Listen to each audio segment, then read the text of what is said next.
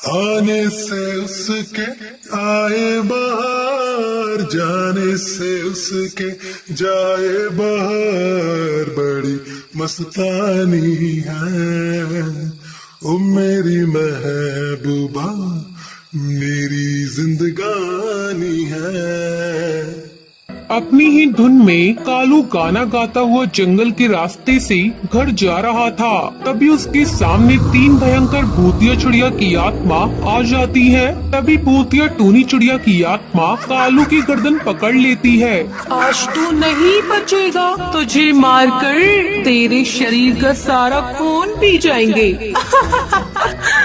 मुझे छोड़ दो, मत मारो मुझे, छोड़ दो मुझे, अरे छोड़ दो। तुझे क्या लगता है हम तेरी बातों के जाल में फंस जाएंगे? कभी नहीं बेवकूफ पक्षी, कभी नहीं। जिसके बाद तीनों भूतिया टूनी चिड़िया, टुनटुनी और सुंदरी कौवी की आत्मा कालू को मार देती है और उसका सारा खून पी जाती है। तभी भूतिया टूनी चिड़िया की आत्मा बोलती है, मजा आ गया इसके ताजे ताजे गरम गरम खून पीकर, लेकिन इतने से खून से तो मेरी प्यास नहीं बुझी। मेरे शरीर को तो और भी खून की जरूरत है। तो फिर इसमें परेशान होने वाली क्या बात है? चलो फिर चलते हैं अपनी नई शिकार की ओर, उसे मारकर हम अपनी प्यास बुझा लेंगे। इतना बोलकर तीनों भूतिया चिड़िया की आत्मा अपनी शिकार की तलाश करने लगती है। तभी जंगल के चौराहे पर भूतिया टुनटुनी चिड़िया की आत्मा को 3 पक्षी बात करते हुए नजर आते हैं। लो, मिल गया हमें हमारा शिकार, वो भी एक साथ 3। इन्हें मारकर इनका खून पीने में हमें बहुत मजा आने वाला है। इतना बोलकर तीनों भूतिया चिड़िया की आत्मा उन पक्षियों के पास जाती है। तभी हरी तोता बोलता है, भूतिया चिड़िया की आत्मा, दोस्तों भागो यहाँ से, वरना ये हमें मार देगी। मैं तुम्हें जिंदा नहीं छोड़ूंगी, तुम सबको मार डालूंगी। ये कहकर वो तीनों पक्षियों को मार देती है। अरे सूरज निकलने वाला है, अब हमें घर चलना चाहिए, नहीं तो हमारा सच हमारी सास को पता चल जाएगा। जिसके बाद वो तीनों भूतिया चिड़िया की आत्मा अपना रूप बदलकर अपने घर जाती है। तभी उनकी सास बबली उन्हें देखकर बोलती है, इतनी सुबह सुबह कहाँ से घूम कर आ रही हो तीनों महारानियाँ? जवाब दो मुझे। जब देखो घूमने के लिए निकल जाती हो, और घर का काम धंधा करना भी होता है या नहीं? वो माँ जी, हम बस टहलने के लिए गए थे।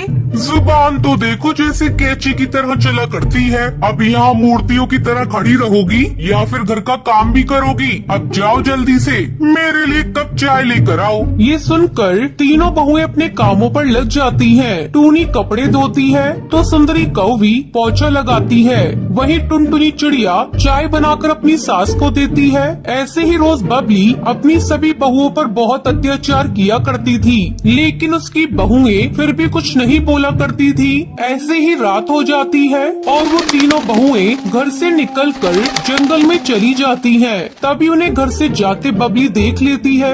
अरे इतनी रात में ये मेरी तीनों बहुएं कहाँ जा रही हैं? मेरे इकलौते बेटे ने 3 शादी कर ली, वो भी इन काम चोरों से। अब मैं पता करके रहूंगी ये तीनों कहाँ जा रही है। बबली उन तीनों का पीछा करती है और देखती है वो तीनों अपने असली रूप में आ गई हैं, जिसे देखकर वो बहुत डर जाती है। हे भगवान, ये कैसा नर्क हो गया? मेरे बेटे ने चिड़िया के भेष में भूतिया चिड़िया की आत्मा से शादी कर ली, अब हमें कौन बचाएगा? तभी बबली कबूतरी वहाँ से भागने लगती है, लेकिन भूतिया टूनी चिड़िया की आत्मा उसे देख लेती है।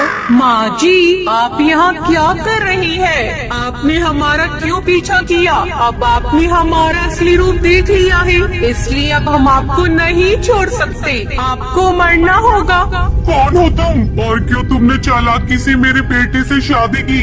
बताओगी तब ना, जब हम तुम्हें जिंदा छोड़ेंगे। इतना बोलकर भूतिया टूनी चिड़िया की आत्मा बबली के ऊपर हमला करने लगती है। तभी बबली चाकू से टूनी के पंख काट देती है। टूनी के पंख काटते ही टुनटुनी और सुंदरी कौवी की आत्मा वहाँ से गायब हो जाती है। भूतिया टूनी चिड़िया की आत्मा एक सुंदर सी चिड़िया में बदल जाती है। आपका ये एहसान मैं कभी नहीं चुका सकती माँ जी, आपने मुझे श्राप से मुक्त किया है।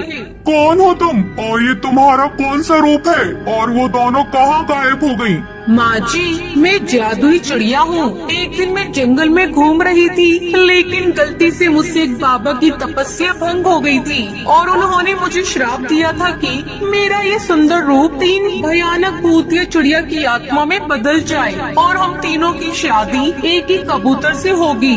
जिस दिन हमारी सास हमारे पंख काट देगी, उस दिन मैं श्राप से मुक्त हो जाऊंगी। बहू, मैं एक बहुत बुरी सास हूँ।